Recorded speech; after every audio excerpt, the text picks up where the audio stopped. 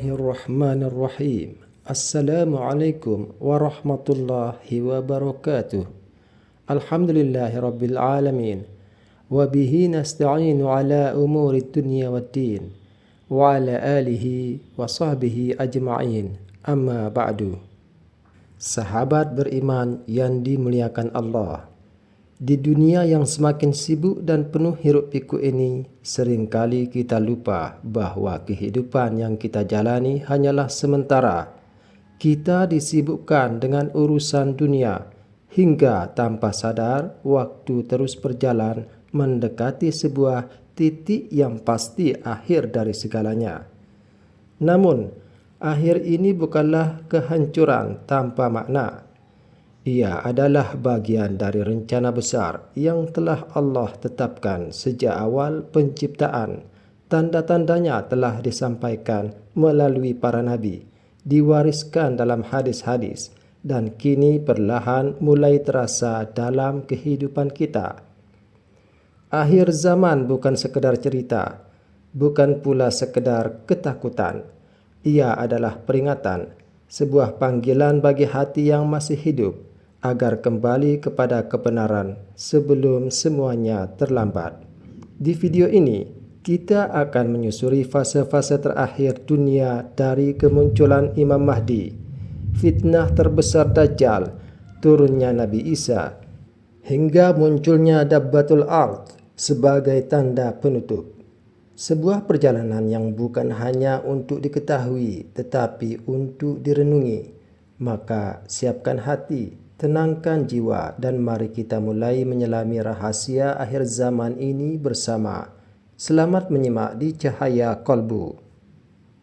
Dunia ini tidak lagi muda. Waktu terus berjalan meninggalkan jejak-jejak kelelahan pada bumi dan manusia. Jika kita perhatikan dengan hati yang jernih, tanda-tanda perubahan itu begitu nyata. Bukan hanya perubahan fisik pada alam, tetapi juga perubahan pada jiwa manusia.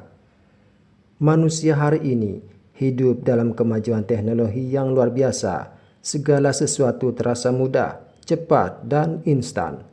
Namun, di balik kemudahan itu, ada kekosongan yang semakin terasa. Hati menjadi gelisah, jiwa terasa kering, dan hubungan dengan Sang Pencipta semakin menjauh.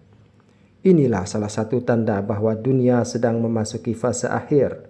Bukan sekadar kehancuran fisik, tetapi kehancuran nilai. Kebenaran menjadi samar, kebatilan terasa biasa, orang baik dianggap aneh, sementara keburukan menjadi hal yang wajar. Di masa ini, manusia tidak lagi mencari kebenaran, tetapi mencari pembenaran. Nafsu menjadi pemimpin, sementara akal dan iman tertinggal jauh di belakang. Fitnah menyebar dengan cepat, bahkan lebih cepat dari cahaya. Namun, dalam kegelapan itu, Allah tidak membiarkan hambanya tanpa petunjuk.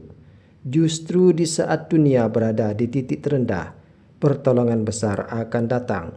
Sebuah fase baru akan dimulai, fase yang menjadi jembatan antara kehancuran dan keadilan. Disinilah kisah besar itu dimulai, kisah tentang seorang pemimpin yang dijanjikan, sosok yang akan mengubah arah dunia, sosok yang disebut dalam banyak riwayat sebagai pembawa keadilan setelah dunia dipenuhi kezaliman. Dialah Imam Mahdi.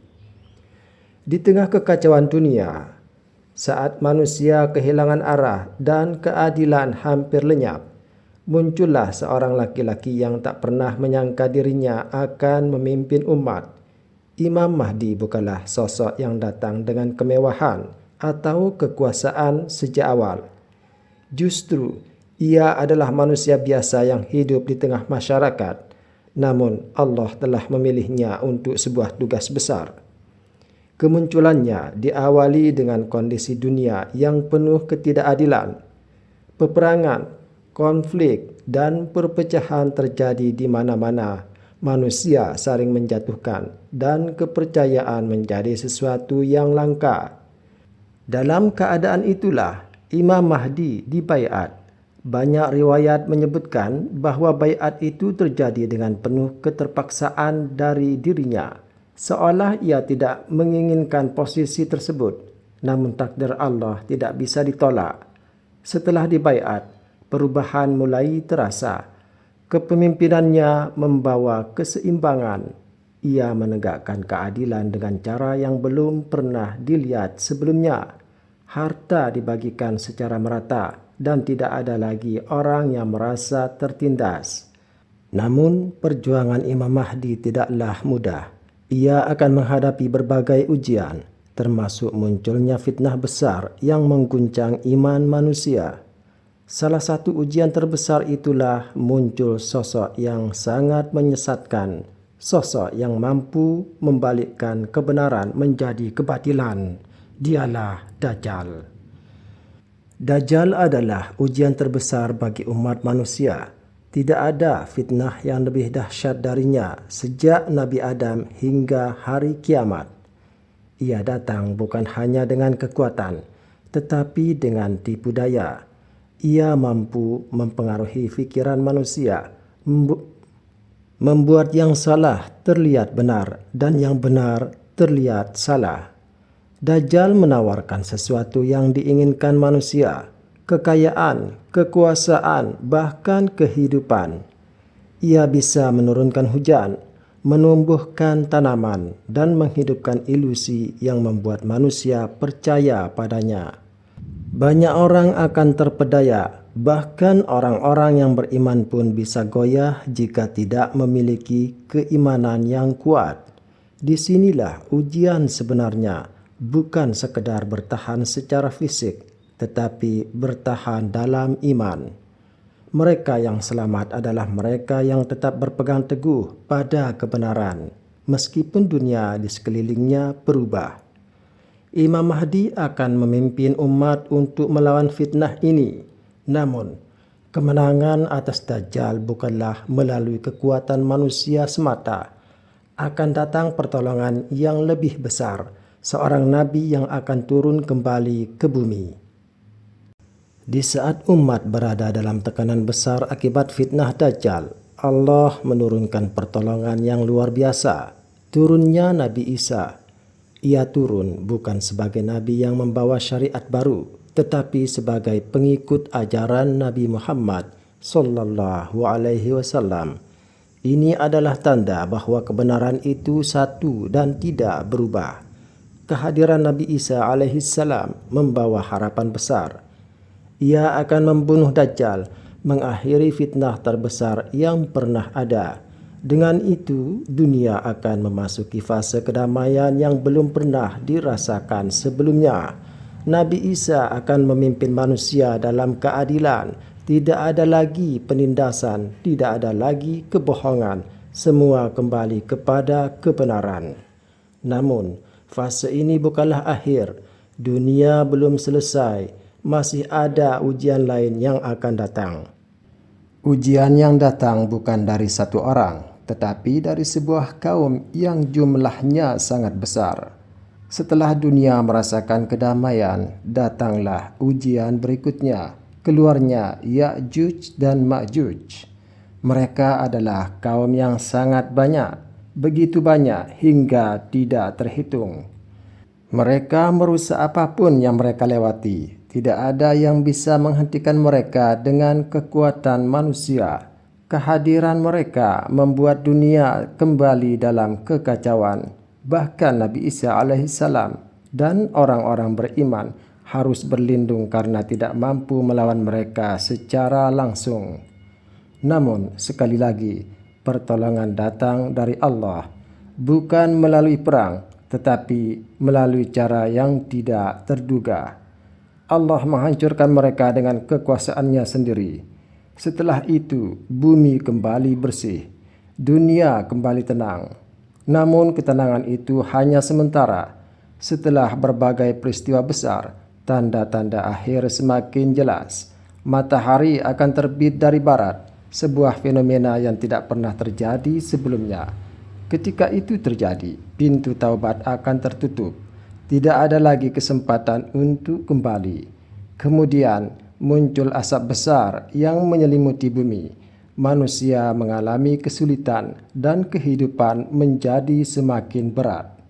Lalu datanglah salah satu tanda yang paling menggetarkan, munculnya makhluk dari bumi. Makhluk ini bukan manusia, bukan pula jin. Ia adalah Dabbatul Ard.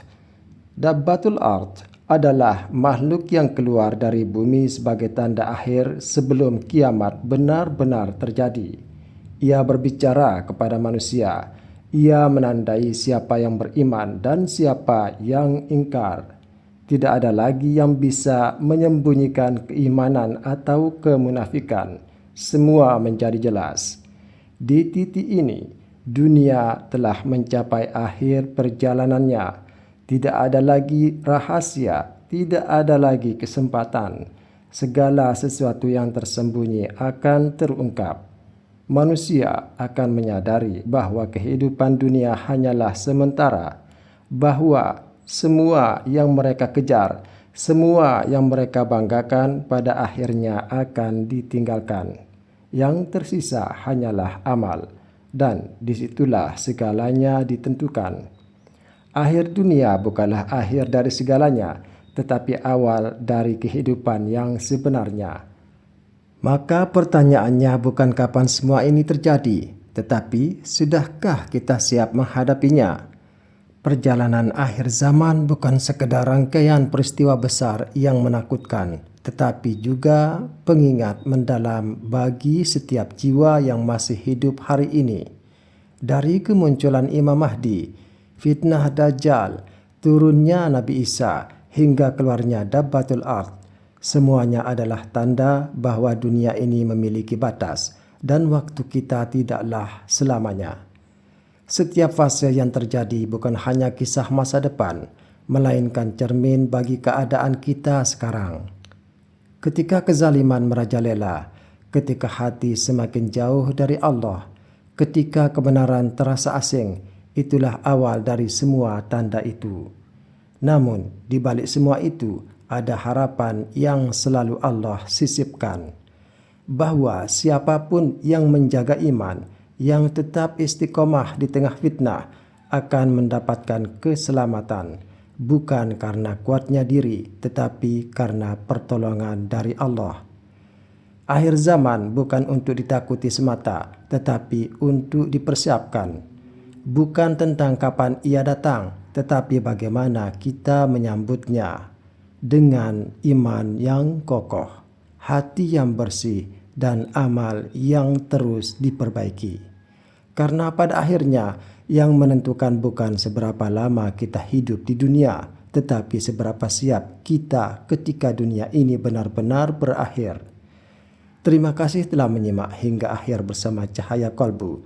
Semoga apa yang disampaikan bukan hanya menambah pengetahuan, tetapi juga menggetarkan hati kita untuk lebih dekat kepada Allah Subhanahu wa Ta'ala, memperbaiki diri, dan mempersiapkan bekal menuju kehidupan yang abadi.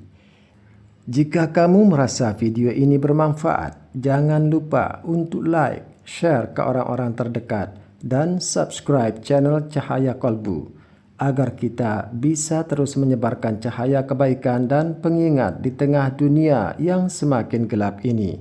Ingatlah, hati yang hidup akan selalu mencari cahaya, dan semoga cahaya itu selalu ada di dalam kalbu kita. Amin ya rabbal alamin. Wassalamualaikum warahmatullahi wabarakatuh.